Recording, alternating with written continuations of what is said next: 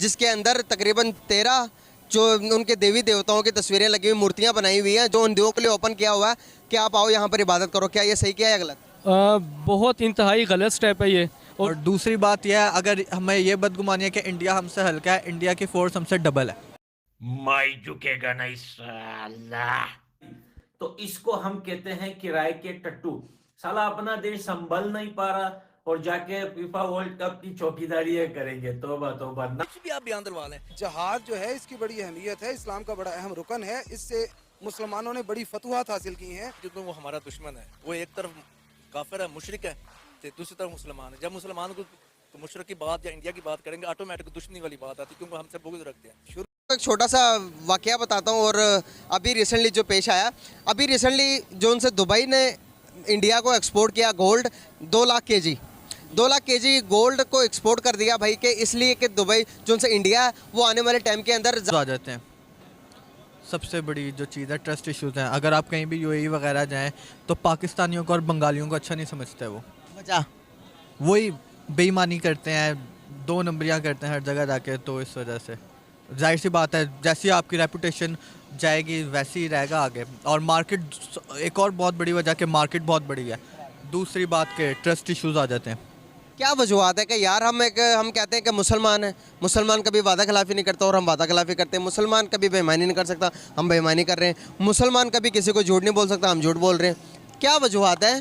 क्या वजूहत है कि दुनिया हम पर ट्रस्ट नहीं कर रही? तुर्की में हम जाते हैं तो वहाँ पर तो बाइकआउट पाकिस्तानी लिखा आता है। यूएई में जाते हैं, यूएई ने अभी शराइत रखी है पाकिस्तानियों पर, जो भी पाकिस्तानी एंट्री करेगा 5000 दिरहम आपके अकाउंट में होने चाहिए। इस किस्म की दुनिया हम पर शराइत रखती जा रही है।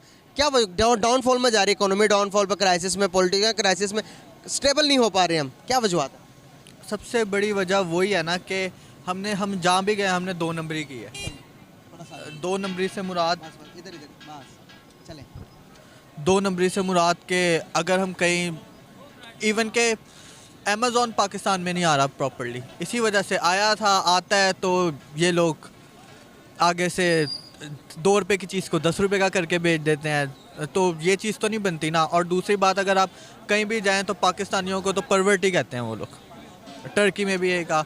और दूसरी बात यह है कि हमारी तरक्की ना करने की सबसे बड़ी वजह यह है कि हमारे अंदर ईमानदारी नहीं है।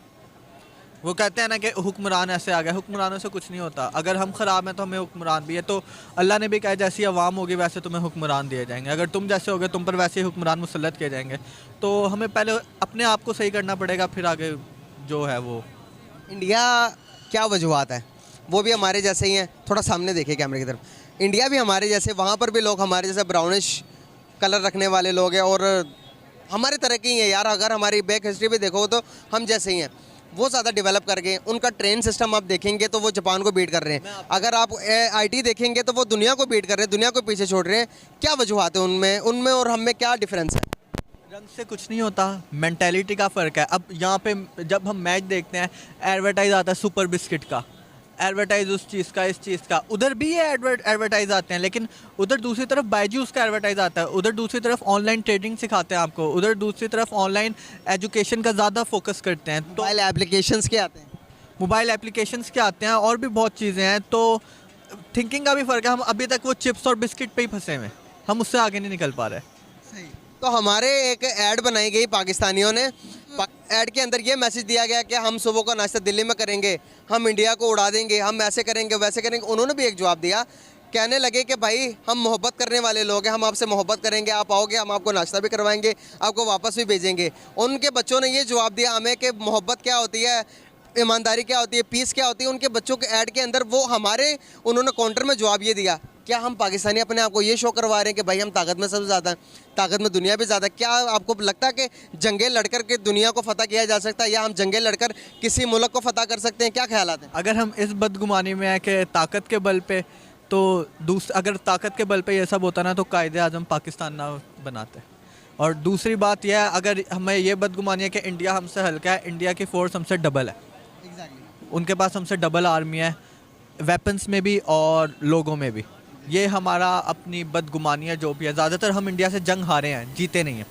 कारगिल करते हैं हम, कारगिल में भी है, अगर हम जीत रहे थे तो हमें वापस बुला लिया गया था, हम वो जीते नहीं थे। वर्ल्ड बुक्स में हम लॉस्ट ही कंसीडर हुए थे। क्या वजूहत है कि अगर हम जंग हारे हैं तो भी हमारे किताबों में ये पढ़ाया जाता है कि हमने इंडिया को पछाड़ दिया, हमने इंडिया को निस्व नाबूद कर दिया उनके फ़ौज को, और ये चीज़ें हमें पढ़ाई जाती है कि जब हम आज़ाद हुए तो हमारी 8 क्लास की किताब में भी ये लिखा हुआ है कि जानी दुश्मन जो उनसे सिख और इंसानियत के कत्ल करने वाले हिंदू जो कि इंसानियत के खुले दुश्मन है। इस तरह की किताबों में बच्चों के माइंड में इस तरह के जज्बात, बच्चों के दिमाग में इस कदर की नफरतें डालेंगे तो आप यहाँ पर किसी से भी, मैं इंडिया के बारे में बात करता हूँ कि वो ज़्यादा डेवलप हो रहे हैं तो वो कहते हैं कि भाई वो हमारा दुश्मन है, उसके बारे में बात ना करो। इसको कैसे देखते हैं आप? मैं आपको एक बात बताता हूँ, मुसलमान इंडिया में पाकिस्तान से ज़्यादा हैं, पाकिस्तान से ज़्यादा हैं, वो पाकिस्तान से ज़्यादा खुश भी हैं उधर, ज़्यादा खुश भी हैं। अब वन साइड दिखाते हैं कि वहाँ पे मुसलमानों पे जुल्म हो रहा है, ये हो रहा है, फलाना हो रहा है, लेकिन दूसरी साइड ये भी है कि वहाँ के इंडियन मुस्लिम ये भी कहते हैं कि हम अपने मुल्क में खुश हैं। अगर आप देखना चाहते हैं तो पाकिस्तान में आज तक कौन सा हिंदू वज़ीर आज़म बना, किसको बनाया? वहाँ पर अब्दुल कलाम को देखें आप, उन्होंने प्रेसिडेंट बना, प्राइम मिनिस्टर बनाया हुआ था, हिस्ट्री भी है। अब लेट्स सपोज इंडिया में अब हम क्रिकेट ही देखते हैं ज़्यादातर, इंडिया पाकिस्तान नेशन, इंडिया में कितने प्लेयर्स खेलते हैं? मोहम्मद शामी खेलता है, मोहम्मद सिराज खेलता है, ठीक है, 2 से 3 प्लेयर होते हैं उनकी टीम में मुस्लिम प्लेयर। पाकिस्तान में दानिश कनेरिया के अलावा कौन सा हिंदू खेला है? ये नहीं कि उनमें टैलेंट नहीं है, उनमें टैलेंट अगर हो भी, और ये नहीं कि उनको चांस नहीं मिले, उनको चांस उस वक्त तक नहीं मिलेगा जब तक उनको फैसिलिटीज़ नहीं देंगे। हिंदू एरिया अंदरून सिंध में आता है, इंटीरियर सिंध में हिंदू रहता है, जैसे यहाँ पे क्रिश्चियनिटी है वहाँ पे हिंदुइज्म है, तो इंटीरियर सिंध के हालात आप देख लें क्या है, तो उनको कैसे प्रोग्रेस मिलेगी आगे। बहुत शुक्रिया यार, बहुत अच्छा लगा भाई आपसे गुफ्तगू करके, thank you so much and nice to talk with you. सवाल का जवाब दे मुझे कि सऊदी अरब अभी रिसेंटली जो उनसे दुबई ने इंडिया को एक्सपोर्ट किया गोल्ड 2 लाख केजी गोल्ड को एक्सपोर्ट कर दिया भाई, कि इसलिए कि दुबई जो उनसे इंडिया है वो आने वाले टाइम के अंदर ज़्यादा गोल्ड के अंदर अपने आप को खुद कफील कर ले, दूसरी कंट्री से इंपोर्ट करने ना पड़े। लेकिन जहाँ पर हम देखते हैं कि हर एक सेक्टर के अंदर दुबई जो कंट्रीज़ हैं वो ज़्यादा प्रेफर करती है इंडिया को, हमें प्रेफर नहीं किया जाता कि अभी इंडिया की तरफ रुझान उनका ज़्यादा क्यों हो रहा है एज़ कम्पेयर टू पाकिस्तान? मेरे ख्याल से जो इंडिया की तरफ इन्वेस्टमेंट कर रहे हैं बहुत बड़ी बेकायदती है उनकी वो। अब मुझे एक बात बताएं, थोड़ा इधर आ जाए ना, सामने देखें आपका चेहरा ताकि मेरी ऑडियंस को नज़र आता रहे। तो आप मुझे एक बात बताएं, जब कोई आप किसी के साथ बिजनेस कर रहे हो, एक तरफ आपका भाई हो, दूसरी तरफ आपका कज़न हो, तो आप किसको प्रेफर करेंगे? फॉर एग्जांपल कि आपका भाई आपको इतना नफ़ा नहीं पहुंचा सकता, आपका कज़न आपको ज़्यादा नफ़ा पहुंचाता है, आप किसके साथ प्रेफर करेंगे कि बिज़नेस करने में?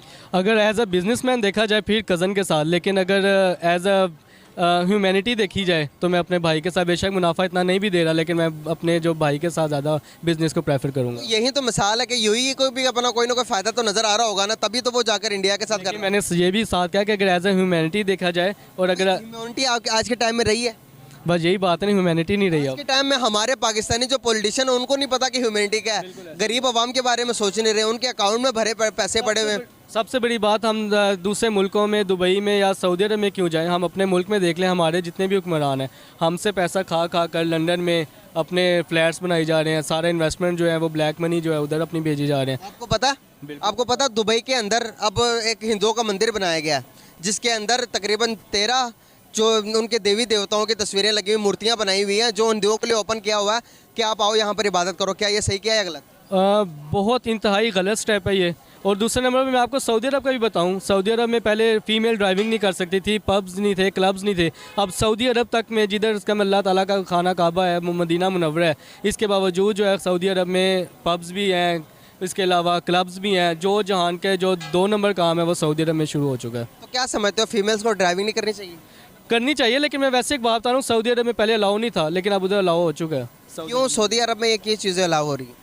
ये अब उनको बताओ कि वही बात है कि जो 2 नंबरियाँ, ये तो मेरा ख्याल है कि ये क़यामत की निशानियों में से भी एक था कि ये जो सारी चीज़ें हैं ये सऊदी अरब में होंगी जो अब आजकल हो रही हैं, वो इंडियंस को यानी कि हिंदुओं को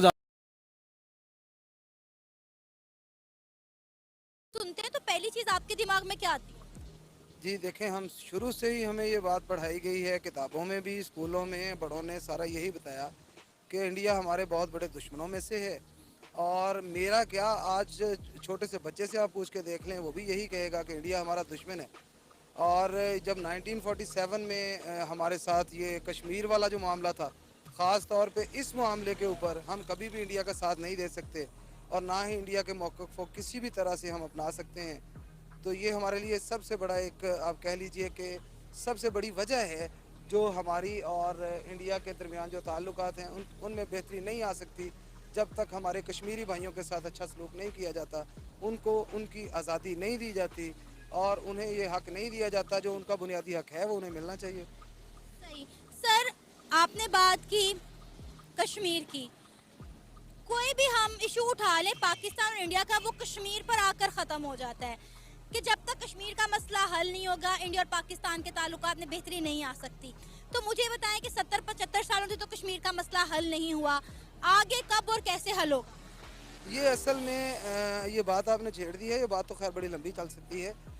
इस हवाले से अगर देखा जाए तो ये कश्मीर का मसला बहुत पुराना मसला है और जो हमारे उस वक्त की जो बरतानिया की हुकूमत थी 1947 में, अगर वो इस मसले का हल चाहते तो उस वक्त भी कर सकते थे, लेकिन आज हम यूनाइटेड नेशन और इनके पीछे भाग रहे हैं। असल चीज़ हमारी ये नहीं है, असल चीज़ तो ये है कि हम इस्लाम से बहुत दूर जा रहे हैं और जहाद जो है इसकी बड़ी अहमियत है, इस्लाम का बड़ा अहम रुकन है। इससे मुसलमानों ने बड़ी फतूहात हासिल की हैं। बहुत देखिए 22.5 लाख मुरबा मील के ऊपर ऐसे ही इस्लाम का झंडा नहीं लहरा दिया गया, इसके पीछे बहुत बड़ी हिस्ट्री है और हमारा बहुत ताबनाक माजी है। हमें चाहिए कि हम